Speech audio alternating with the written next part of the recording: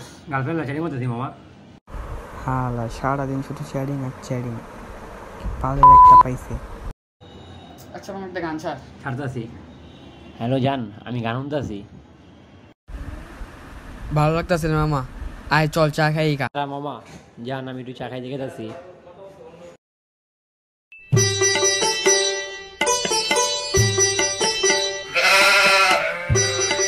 মামা 3টা চা দিন তো।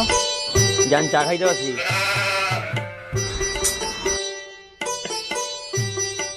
এই খালা, এই ভাই এদিকে আন তো ভাই। ভাই ধরেন তো একটু ভিডিওটা করেন তো ভাই।